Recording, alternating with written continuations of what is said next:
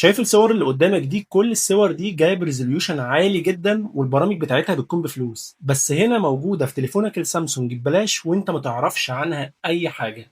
السر ده محدش اتكلم عنه كتير، فتعال اقول لك دلوقتي ازاي تجيب الصور دي ببلاش. اول حاجه هتنزل برنامج جود لوك، هتنزل على حاجه اسمها وندرلاند، اغلبنا طبعا عارفها. هتقول له كرييت يور ديفرنت لوك سكرين، بيقول لك هنا لو موبايلك بالعربي هيقول لك انشئ اللوك سكرين الخاصه بيك. هتيجي هنا هتقول له كريت واحده جديده.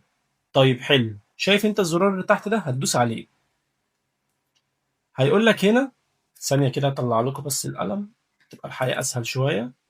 هتيجي هنا ما تختارش الجاليري بتاعك، اختار الصوره اللي جنبها. دي الصور بس اللي عندك في الموبايل؟ لا. تعالى على كلمه بابيولار اللي تحت او شائع على موبايلك عربي، وشوف كل الصور عاليه الجوده ببلاش، كل الصور الهاي كواليتي ببلاش حرفيا، كل اللي بتحلم بيه موجود عندك هنا. طبعا هو هنا عايز نعمل ابديت. كل الصور اللي بتحلم بيها موجودة هنا ببلاش يا جماعة. الصور دي بجد موجودة في برامج بفلوس، ما بتكونش رخيصة كده خالص. هدوس له داونلود مثلا، الصورة دي شكلها حلو جدا بالنسبة لي، هقول له ابلاي. بيقول لي عايز تحطها على الهوم سكرين واللوك سكرين، شاشة القفل والشاشة الرئيسية، اقول له ماشي. اهو حط لي الصورة، اقدر اعدل فيها عادي براحتي.